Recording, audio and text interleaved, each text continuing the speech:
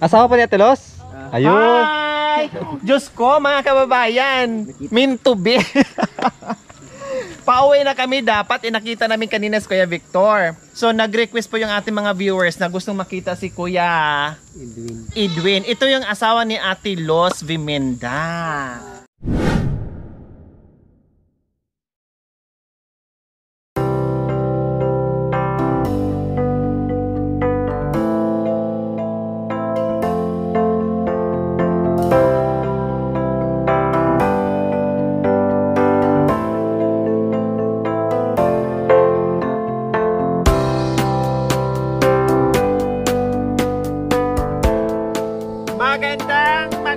Magandang hapon po sa ating lahat mga kababayan. Nandito tayo sa babaeng pinaglihin ng kambing mga kababayan. At binalikan natin sa hapon ito dahil meron tayong surprise kay Ate Los Vimenda. So ayan po mga kababayan.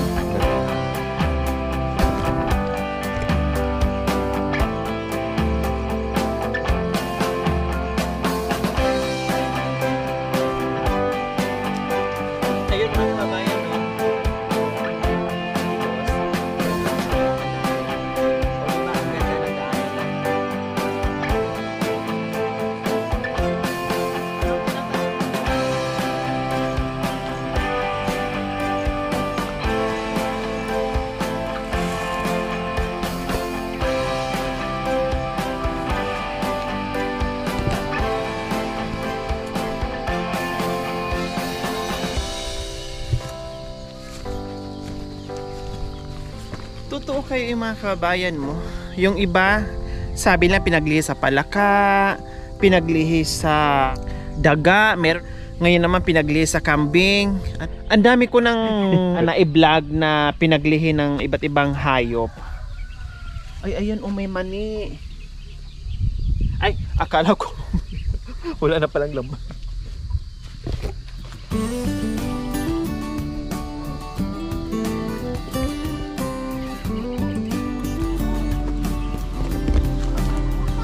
Tao po! Hello, Ate Los! Magandang hapon! Nakadalito kayo. Kumusta? Ito po. Anong ginagawa ni Ate Los? Katatapos lang naglito nun na Nagluto ng... nirinda ng anak ko. O, anong merienda natin? Noodles lang mo. Wow! Ang sarap! Kaya pala, pawis na pawis yung bunso mong anak kasi humigop ng sabaw, ng noodles. Wala na? Uy! Mayroon tayong Sabaw na lang. inirig. Ang bilis ah. Nasarapan. Siyempre masarap. Kaya talagang ganon. Ang cute naman ng saingan nyo. Nandito kayo sa loob ng bahay nyo. Ayan o. Sa bagay, uling naman. Kaya okay lang. Pagkahoy kasi sobrang mausok. O, kumusta na? Ito pa. Ha? Masaya tong. Masaya? Ito. Bakit masaya si Ate Los? Kasi po, nakita kayo ulit kayo. Nagkita tayo uli. Nasaan si mister mo? Wala pa din? Nandun ulit nagtakain ng kalabay na dami. Gusto ko sana makita si mister mo. Ginalay. Nanti nag-aarari na. Ay, nag-aararo na. So, anong oras uuwi yun? Gabi na, alas 6 ganun. Gabi na. Okay. Sayang. Pag sa umaga, anong oras maalis? Na alas 6 man, inaalis na na. Ibig sabihin 6 to 6. Uuwi lang siya mananghalian. Ito. Grabe, ang sipag niya, no? Ate Los. Ang swerte niyo po, Ate Los, no? Kasi binigyan kayo ng isang mister na napakasipag. Walang ibang ginagawa kundi magtrabaho para sa pamilya niya. Opo. O, diba? Sa umaga hanggang hapon ang pag-araro. Sa gabi, araro na naman. O kaya wala nang panahon sa pag-araro dahil puro na lang nandoon sa bukid. Bukid na lang inaararo. Ito nga ma'am, nila ng tanahan dyan. Sabi ko na nga ba eh. Wala nang panahon sa pag-araro. Sa bukid na lang may panahon.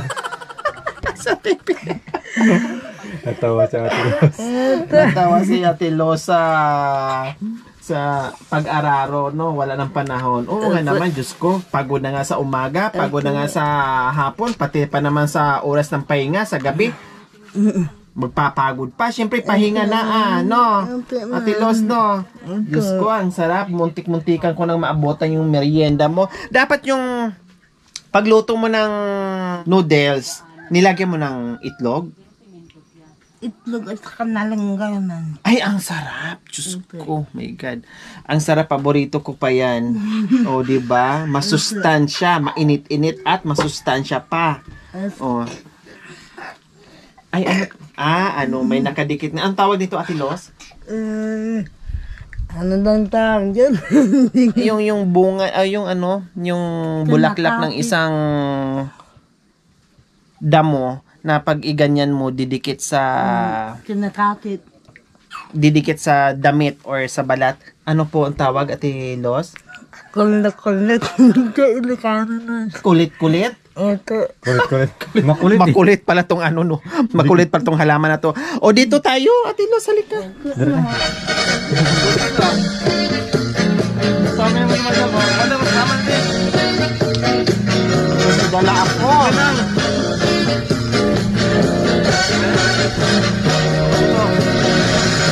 Porque cada vez que veo sus pruebas, porque cada vez que te oro, me encanta más. Me encanta tontura, tomar un café fumado, otros me decían que no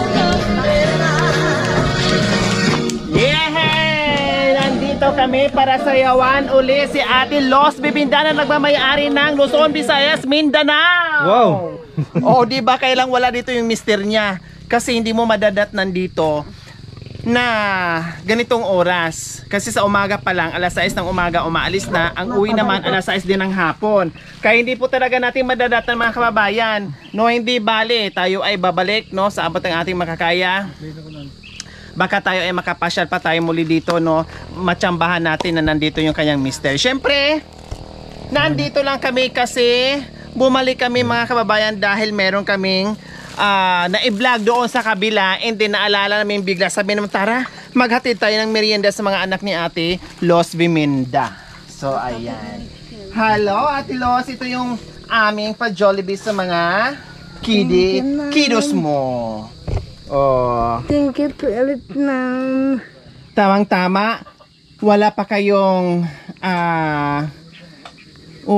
naluha si Ate Los dahil syempre malayo sila sa Jollibee, no? At hindi ko alam o hindi natin alam kung nakapunta na ba sila, nakapasok na ba sila, nakakain na ba sila, no? O hindi pa. So tamang-tama yung dala natin, buti na talaga na meron tayong na-vlog dyan banda at naisip natin kaagad na magdala tayo ng merienda sa kanila. At syempre ito yung saya ng mga magulang na maibili nilang masarap na pagkain kahit paminsan-minsan, no? Ang sarap sa pakiramdam bilang isang magulang na mabilhan mo yung mga anak mo na yung gustong-gusto nilang kainin, no? Kahit yung something mga pagkain dyan, basta may abot mo lang, parang ang sarap sa pakiramdam na ngumiti yung anak mo. Okay? Ate Evelyn, ito bahala na kayo, ipang merienda nyo o pang dinner nyo kasi malapit na ang dinner. So hindi na problema si ate anong uulamin lang mamaya. Dahil meron na. Ha? Thank you po, Ma'am Elot. Oh, walang anuman po, Ate Los Biminda. Ang gusto namin na mapasaya ang mga bata. Oh, gusto mo to, anak? Opo, Oh, ano po ito, anak ko? Jollibee. Oh, di ba? Si Jollibee. O, nasaan na yung panganay? Wala pa rin dito? O kasama ni Papa? Ilan ko kang nag-igid kanina. Okay. Okay, Ate Los, ito. Bahala na kayo at pagpasensyahan yung aming munting pamerienda sa inyo, ha? Nalaking bagay na po Oh. ito. Ha? Nalaking bagay na po ito. Oh, salamat, Ate Los. Thank you, O, dito ko Alexa. isabit. Saan ko kaya isabit ito? Kanin po yan, Ate Los. Ito, bahay kanina. Bahaw. Dagdagan na lang mamaya. Ito. Oh. Pag gusto niyo kumain, kainin niyo lang, Ate Los, ha? Ilalagay ko lang dito, may aso kasi. Baka mamaya hilain pa ng aso. O, di ba? O, di ba? Ano ngayon sa pakiramdam, Ate Los, na hindi pa nakaranas kumain ng Jollibee yung mga anak mo, ngayon makakakain na. Masaya naman ta. Sa wakas nakapitin din yung mga anak ka ng Jollibee. Oh, sabi ni Ate Los, sa wakas makatikim din yung mga anak niya ng Jollibee. O, di ba? Thank you, ma'am, sir. Kasi ipambili nila ng Jollibee, bilhin lang nila ng bigas at ulam, maghapon nilang kakainin yan. Diba? Kahit gustuhin man nilang patikimin, kailang syempre, kailangan nilang magtipid. Kasi hindi lang isang araw kakain, kundi maraming araw habang nabubuhay, kakain sila. O Ate Los, nung pag-uwi ng lakay nyo, anong sabi niya? Masaya naman ta. Nalaking bagay nito yung dumating na blessing sa Sabi niya. Ito. Wow! Buti hindi mo sinabi, hindi galing ako ng SM, nag-grocery ako. Kinadi na nandiyan sa katindahan na naunahan ako. Sinabi. Na para na pala doon sa daanan. Okay. Hindi nyo na surprise. Kung hindi niya alam, malamang sabihin nyo galing kayo ng SM, nag-grocery. Nasabi pala. Diyos ko, sino nagsabi? Sino bang, anong pangalan nung nagsabi? Si Marites, no? Inunahan ka pala ni Ate Marites. Hindi mo natuloy na surprise si lakay mo. Ay, Diyos ko. O tapos masaya kayo ngayon, Ate Los, na napasyalan namin kayo uli. Ito nun. Sana nun sa yung mga mani, balik ko After 3 months, anihan ng mani. Okay, sige, kasi gusto ko yung fresh, yung kinakain, yung manamis-namis na makatas-katas. Ang sarap kaya, di ba? Sige, ito si Ate Los Viminda, mga kababayan, no? Ang daming napahanga dito kay Ate Los. Bukod sa kanyang sitwasyon, napakatapang at positibo sa buhay-buhay. Biro nyo, kung ako nga lang, akala ko hindi kakayanin, no? Hindi niya kakayanin, pero ganun pa man, hindi niya ininda kung ano yung kapansanan niya. Lumaban at nagiging masiyahin na ina, no? At maalaga pa sa mga anak niya. Ang daming naawa at nakakaawa na nakakahanga dahil yun nga, kaya niya yung ginagawa natin. Yung ginagawa natin na normal, no? Kayang-kaya niya. Ate Los. Si Ate Los nga, nung una na nakita namin siya doon sa labasan, no, na naglalakad, na may hawak-hawak siyang baby boy, no, pamangkin ata niya yon. Ako'y natatakot, baka mamaya mabitawan niya. Diba? Kasi iba yung lakad ni Ate Los. Ako'y natatakot talaga, promise, natatakot ako. Sabi ko, naku, baka mamaya mabitawan niya yung hinahawakan niyang bata, pero hindi. Kayang-kaya na. Na-prove ko talaga, mga kababayan, nung pumunta ako at siya nang na-vlog ko, na nakita ko dito na napalaki niya ng maayos yung mga anak niya. O, diba? Napakaganda. Kaya sa mga kagaya ni Ate, lumaban lang, huwag mo pang hinaan ng loob, basta gumawa ka lang ng mabuti sa kapwa mo. Malampas na mo lahat ng problema. Napaluha si Ate Los, no? Napaiyak si Ate Los kasi sa daming nag-comment doon, ang daming naantig sa kanya, no? Na talagang humanga sa pagiging positibo niya sa buhay. Basta laban lang, Ate Los. Walang imposible sa taong masipag. At hangang-hanga din ako, pakirigars ako ni Lakay Muha. Sana sa pagbalik namin, maabutan ko siya at magkita kami dahil request ng ating mga viewers na sana makausap din namin ang iyong Mr. Kailang hindi namin naabutan. Sabi nga namin, mamaya na lang hapon, baka mamaya nandiyan na, pero ganun pa rin, wala pa rin siya. So babalik kami mamayang alas 12 ng gabi, malamang nandito na yun. Huwag niyong sabihin, nag-aararo pa rin. Hindi na nun. Hindi na. Ay, nag-overtime daw. Sabi ni nanay niya. Sabi ng mother niyo. Hindi to. Kasi nag-overtime din sa... Kasi silip si mother mo. Okay, Ate Los. Ang mensahe mo sa aming pagbisita muli sa inyo dito? Dito harap. Nagpapasalamat ako na nakita. Binikita niya ito ulit kami. Thank you to sa pagkain na dala niya na. Wow, walang ano naman po. Walang ano naman At saka sa inyo sana nakadalik kayo ulit dito. Masaya ka ba anak sa Jollibee? Opo, ma. Oh, 'di ba? Ang bait ng bata na 'yan. Masaya-masaya. Pero pakainin mo na siya pag gusto niyo kumain, ha. Huwag mo nang antayin yung dinner. Alam naman natin yung mga bata talagang gustong-gusto niya pagdating sa chicken. Ako, sabik na sabik yan sa mga ganyang pagkain. Okay, sige. Ayan, hanggang dito lang po mga kababayan yung aming update kay Ate Los Vimenda.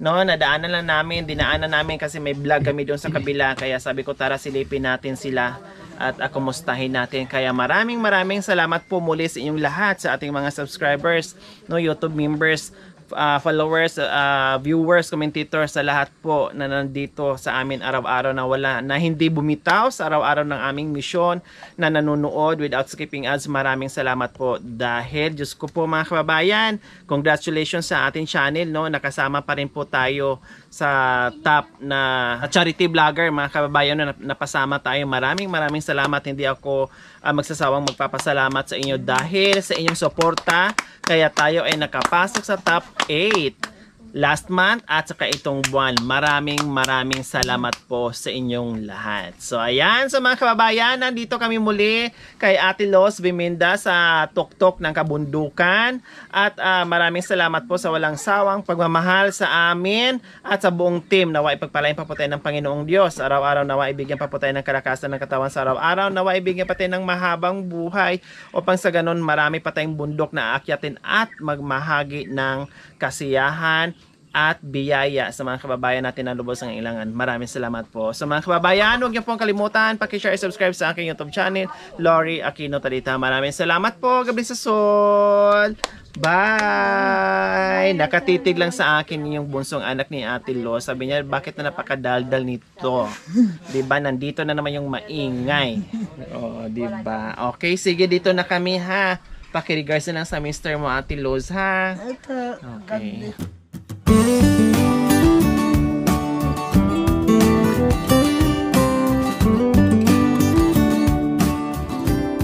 Asawa pa ni Ate Los? Ayun. Ay! Diyos ko, mga kababayan, meant to be. Pauwi na kami, dapat nakita namin kanina si Kuya Victor. So nag-request po yung ating mga viewers na gustong makita si Kuya Edwin. Ito yung asawa ni Ate Los Vimenda. Oh, hello, magandang hapon. Yan may nararamdaman. Kayo pala yung sinasabi ni Ate Los, kayo yung asawa niya. Wow, ako'y napahanga naman sa'yo. Salamat, ha. Dahil napakasipag mong asawa, no? At talagang ang trabaho mo ay ginagawa mo para sa pamilya mo. At sabi niya, alas 6 pa daw ng umaga, umaalis na kayo ng bahay. Ang uwi nyo naman, alas 6 tamang-tama, pauwi na kayo. Nag-aararo kayo. Ito, kabukiran nyo ito? Opo lang ito. Tataniman ko ng mais pagpakain sa kalabaw. Oo. Malaki. Ang kwento sa akin ni Ate Los ay nagkakilala kayo sa... Texmeet. Wow! Yung dati pa. Yung dati pa? Anong cellphone mo nung araw na Wala yon? pang touchscreen. No? Oh, wala pa. Alcatel. Alcatel ang cellphone mo, no? Oh, 3210, Alcatel, 5110. Noon. Mga kalumang. Yung mga kaluma. Kasi ako dati nagkaroon din ako ng Alcatel. No? May mahabang antena. Oh, tapos, sino bang nauna nag-text sa inyo, Kuya Edwin? Ako mo. Wow, ikaw. Paano mo nakuha yung number niya? Kasi ako mahilig ako sa mga radyo na nagre-request noon. Okay. So, doon sa radyo nakikinig kayo, Nakuha mo yung number ni Ate Los. Siya ang kumuha ng number ko. Wow! Ikaw, Ate Los, sumanda ka sa akin mamaya. Kinuha yung number nyo, tapos tinext ka ni Ate Los. Pero akong tineksan niya, tapos ako na yung O, ni-reply, anong text niya? Anong unang text ni Ate Los sa'yo? sabi niya, hi, hello, gano'n. O, tapos anong sagot mo? Tapos, Sabi mo, kumusta? tumigil ka. Tapos anong sabi mo? Sagot mo, reply sa kanya. Ito, sabi ko rin. O, nangamustahan kayo. Tapos nung nagkamustahan na kayo, nagkita na kayo. O, mga ilang araw pa, tapos nakita kami na. Nagkita kayo.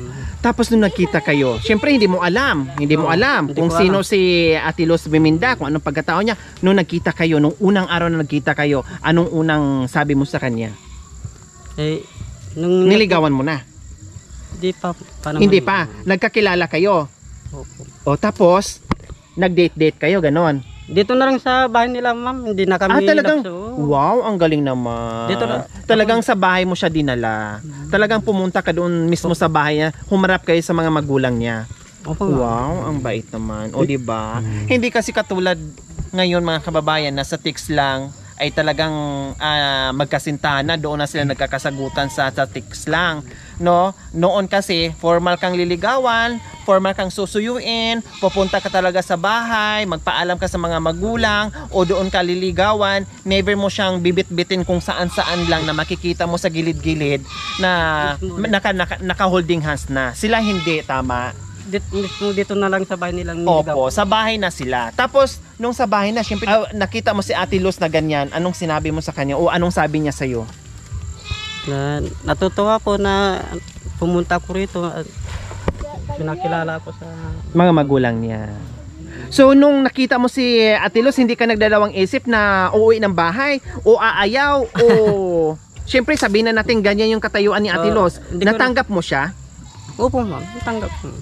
Wow. Hindi ko naman tinitignan yung yung panglabas, yung dito sa loob. Yun yung pinaka-importante. Tama kayo dyan. Wala yan sa anumang klaseng tao o yung panglabas na anyo. Ang importante, nandito kayo sa isa't isa. O, diba? Wow! 101% pak na pak! O, diba? Salamat ha. Sayang. Ay hindi pa rin sayang yung oras na pumunta, kaya pala ako ay nakita ko si Kuya Victor dahil siya ang magiging way na makita din kita dahil request ng aming viewers na makita ka ng mga viewers namin dahil hinahanap ka dahil wala nga kayo nung pumunta kami noong una namin na i-vlog si Ate Luz Biminda. Pag uwi mo nung nakaraan, anong sabi mo? Natuwa ko, ma'am, nabigla ko. Bakit nabigla naman kayo? May mga grocery tapos nakita ko na lang yung video niya doon sa YouTube yun. Wow. So, tuwang-tuwa kayo kahit papaano. Ano? O, diba? Napakasipag. Ayos lang yun, no? Tama lang dahil napakasipag yung tao. Talagang gumagawa kayo ng paraan para sa pamilya mo at hindi mo iniinda yung trabaho. Tama lang yun, Kuya Edwin. Ha? Basta ipagpatuloy, wag mapagod, no? Talagang tuloy-tuloy lang para sa pamilya. Dahil nakitaan ko naman talaga si Ate Luz Biminda na talaga napaka-positibo at ang galing sa loob ng bahay, no? Kuya Edwin. Okay, salamat. See you soon na magkikita pa tayo. Nandoon ka sa bahay mo, ha? Opo, ma'am. Okay, Maraming salamat, Kuya sa Edwin. tulong. Salamat din po. Pag uwi mo, meron siya uli surprise sa iyo. Opo, ma'am. O, si Kabuto, o, tinan mo. Nandoon na sa itaas ng bayabas. Tara! Diyan ka nakabuto.